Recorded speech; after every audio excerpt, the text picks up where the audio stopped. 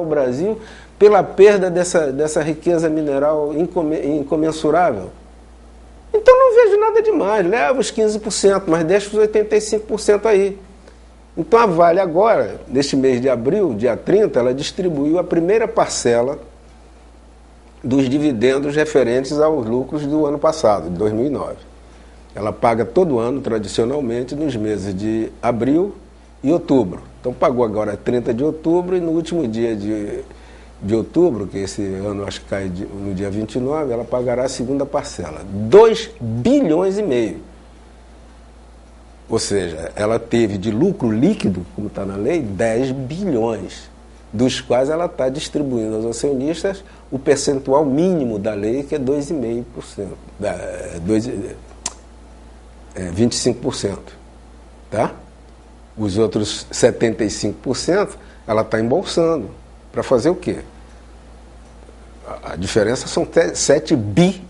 Então por que ela, com 7,5 bi de lucro líquido, por que ela precisa de financiamento do BNDES? E foi esse o valor, por coincidência, que ela levantou... Você está entendendo? A incongruência, a incoerência, o paradoxo.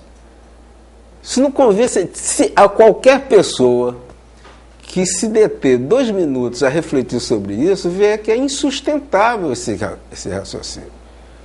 O presidente Luciano Coutinho dizer, não, mas esse valor é compatível com o tamanho da Vale. Não é não.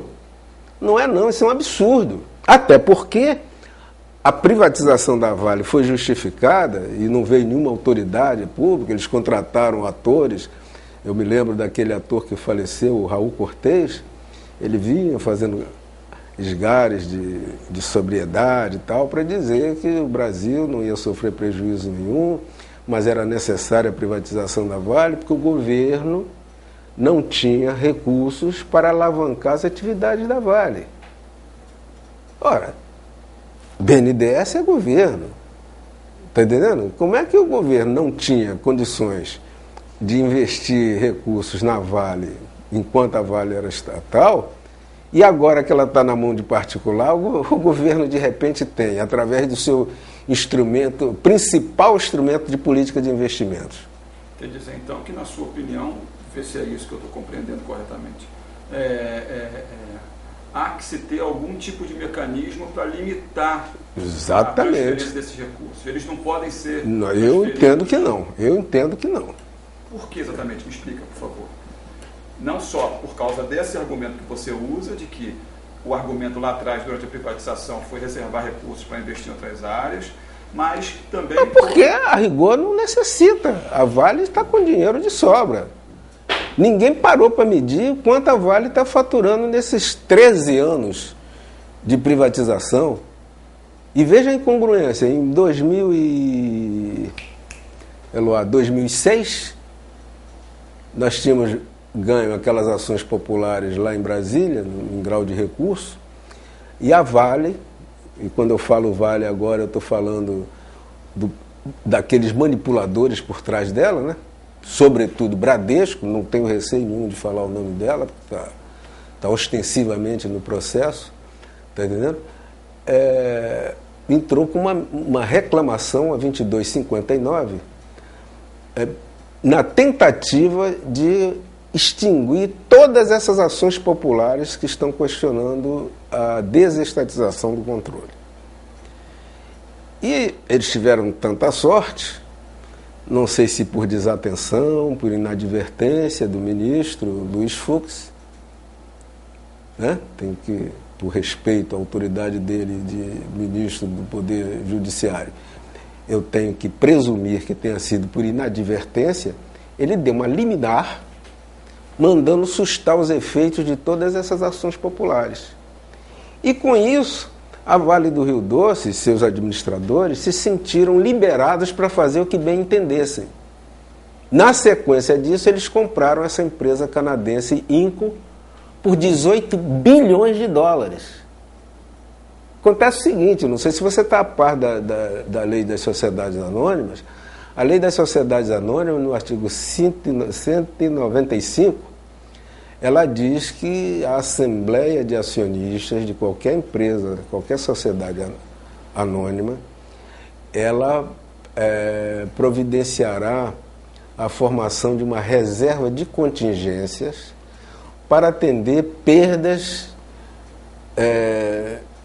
de estimativa razoável.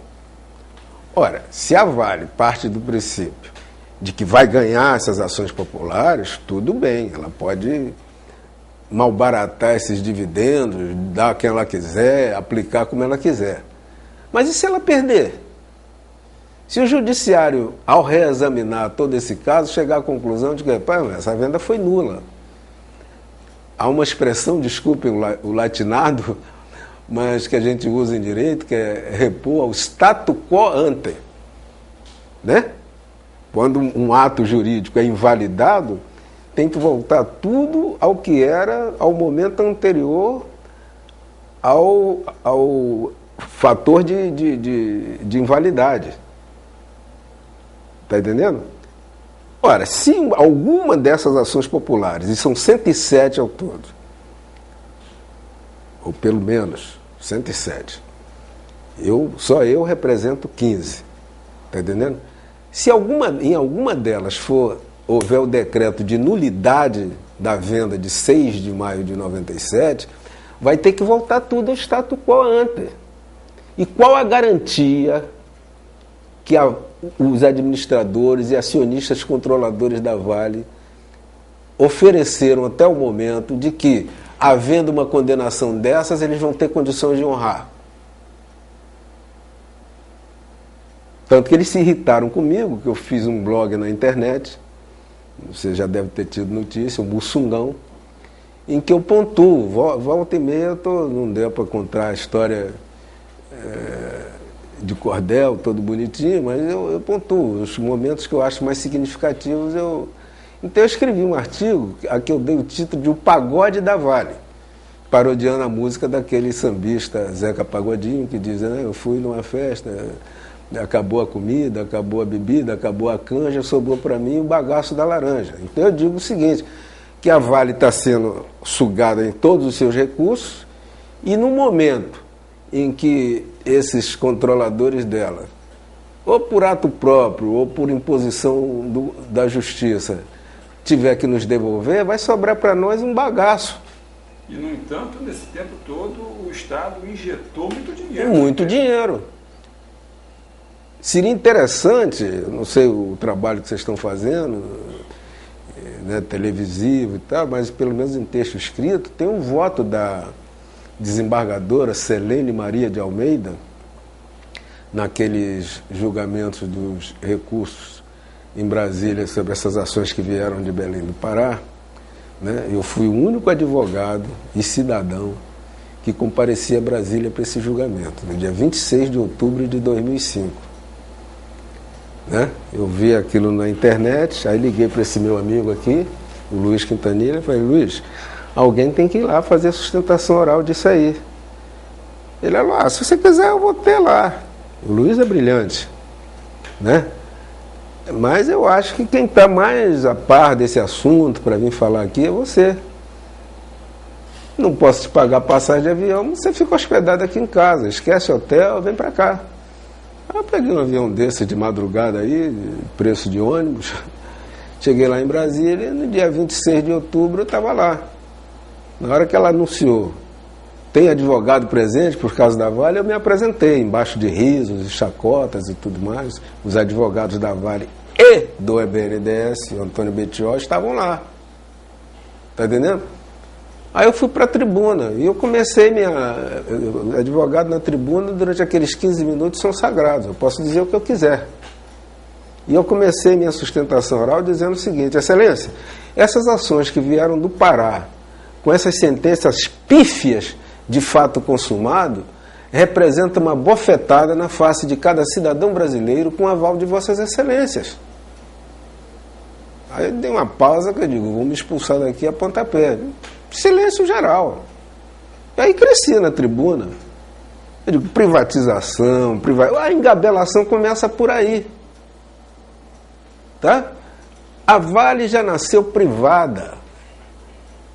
E ela se dedica à exploração de atividade econômica. Então está na Constituição atual, artigo 173, parágrafo 1º, que as empresas públicas, as sociedades de economia mista e outras empresas do governo que se dediquem à exploração de atividade econômica se submetem ao mesmo regime jurídico das empresas privadas. Está entendendo? Aí eu na tribuna, modéstia à parte, eu fico com as antenas ligadas em tudo. Eu olhei de lado assim e vi que o segundo juiz a votar, que seria o doutor, falam sempre da Selene, mas para mim o herói dessa decisão chama-se Valisney de Souza Oliveira. E ele é dessas pessoas que ele murmura aquilo que ele está pensando. E quando eu falei artigo 173, eu percebi que ele estava recitando esse dispositivo. A empresa pública, sociedade de economia mista, que se dedica à exploração de atividade econômica, se submete ao mesmo regime jurídico da empresa privada. Quando eu vi que ele estava pensando nisso, eu dei um soco na tribuna e dei um berro no microfone. Mesmo regime jurídico da empresa privada! Você imagine, você está pensando uma coisa e uma pessoa do lado gritar aquilo que você está pensando. A reação dele, eu na tribuna não podia rir, foi quase cômica. Ele deu meio pulo para trás, assim, entendeu? E isso foi importante porque o voto da desembargadora Selene, com todo o respeito que eu tenho, na verdade, com todo respeito, acendi uma vela a Deus e outra ao diabo. Porque ao longo de 47 páginas, o voto dela está na internet para quem quiser ler. Ela sustenta que a avaliação do patrimônio da Vale foi equivocada. Teve erros, teve subtração de bens, etc, etc, etc. Então ela diz, em síntese, que tem que ser feita uma nova avaliação e a diferença de preço tem que ser coberta. Agora, imagine o seguinte, se for feita essa avaliação e constatarem agora que há uma diferença de preço, a Vale vai repor o Tesouro Nacional com que recurso? Com fruto das atividades dela nesses anos, ou seja, nós mesmos. Aí, esse juiz, foi o segundo a votar, ele abriu divergência dizendo o seguinte: Excelência, me desculpe, data vênia, eu estou com esse advogado que saiu da tribuna.